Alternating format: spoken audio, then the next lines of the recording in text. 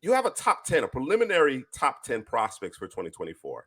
All right. A lot of this is based off what you saw during your evaluations of the 2023 class, but also, including our summer scouting. So I want to unveil that here, Drew. Speak to each of these prospects here briefly. All right. Some of them we've already covered throughout our summer scouting on the second half draft shows. Some we may not have touched on just yet, but definitely want to give you an opportunity to substantiate why they're in your top 10. Because they better. The floor is yours, Drew.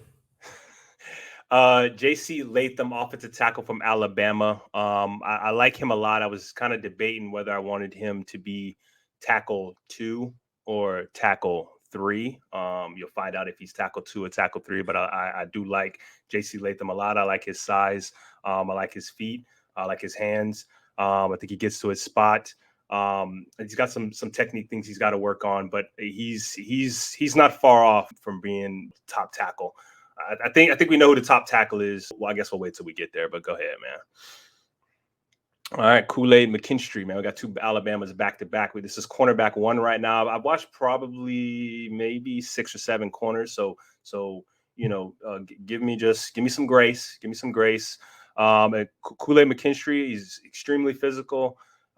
He's got some quick twitch ability. He's a guy who's outstanding in terms of running plays down horizontal or running receivers down horizontally and closing in on space, making a play on the football. I want to see him be a little bit more productive and be a little bit more technically sound down the field. But I like McKinstry. He's my kind of corner, man. And plus his name is KoolAid. You can't be sorry and be named KoolAid, bro. It's not the points for the name alone on that. Period, bro. Absolutely.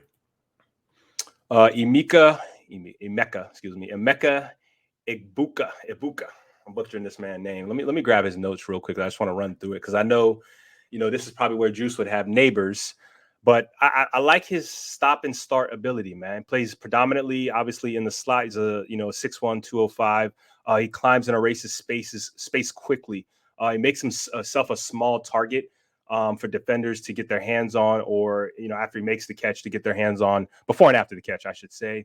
And one thing, he's coming from wide receiver U, as far as I'm concerned, when you talk about Brian Hartline over there.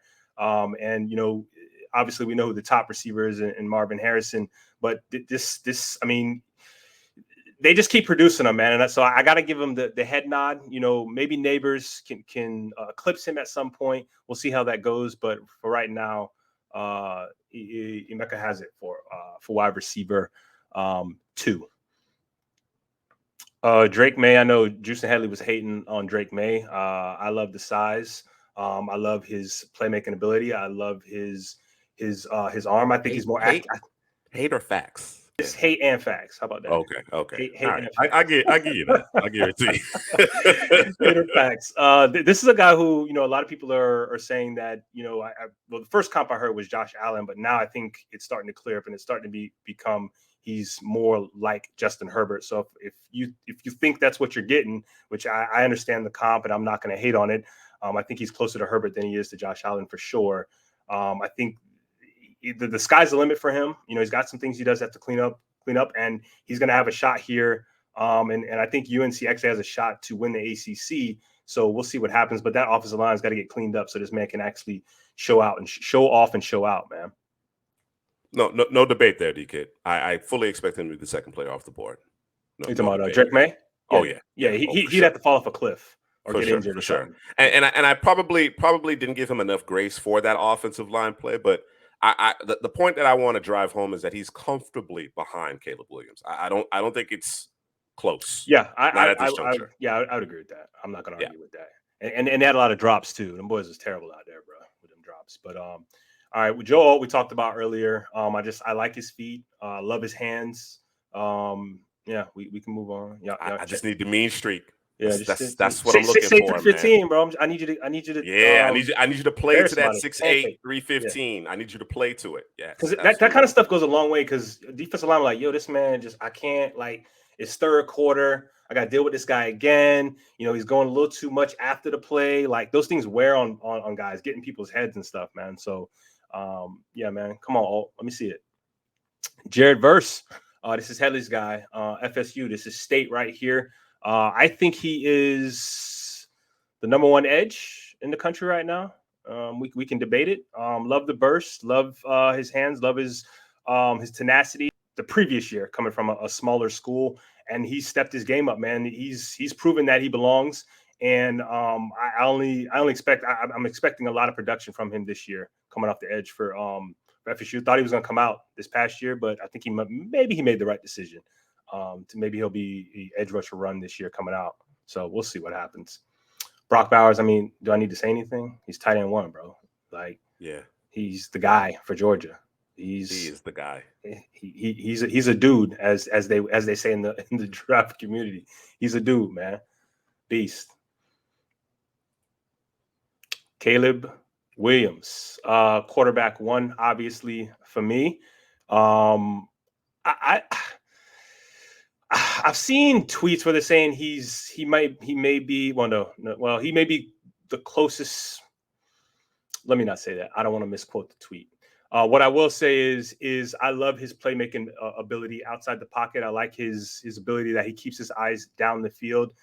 There is no quit in his game. That could be a double-edged sword. He does. I don't believe he's the turnover machine that Patrick Mahomes was when he was in college. I don't think he has as many turnover-worthy plays as Patrick Mahomes, and to me they're very similar in that manner in terms of being able to turn nothing into something. So I seen DK say you'll have number 1. And the reason I do not have Caleb Williams number 1 is because the age of Fashanu and how good he is at the age that he's at. Technically sound, has very few flaws. He is nasty, athletic, good hands, nice feet. I mean, he's outstanding. I mean, these top 3 players, these top 4 players, I want to say are almost flawless, but I would say out of the top 4, I would say Caleb Williams probably has the most flaws out of these top 4 players. And number 1, I mean, you already knew what it was, bro. This man's a beast, bro. He's got the pedigree. Marvin Harrison. He's Marvin Harrison. Marvin there Harrison he is. Jr. At the top. Yeah. There he is, right there at the top. At the top. This was easy for me. I thought about it for about a half a second, and I was like, nah, I'm going to put this man at the top. He has the speed. He has the release package. He has the size. He's got the route running ability. He can block. He can block you into the rafters, as Juice would say. He's the total package from the receiver position, man. There's nothing. I don't think there's anything he can't do at the receiver position, man. He's able to contort his body as big as he is. He's able to contort his body along the sideline, adjust, make catches, strong hands. I mean, I don't know what else to say, man. Marvin Harrison Jr. he's probably the best prospect. It's between him and Olu, to me, the best prospects in this draft. As of right now, obviously, someone could rise up, but it's hard to argue with that. I'm sure there will be some people that do. Some contrarians, i.e., D-Kit believes Caleb Williams is the top prospect, and I'm sure he's going to be the top prospect on quite a few NFL teams' boards as well. But as it stands right now, he's the 3rd ranked prospect in the class, according to Drew. This is Drew's preliminary top 10 prospects in the 2024 draft. Easy, you're getting booed.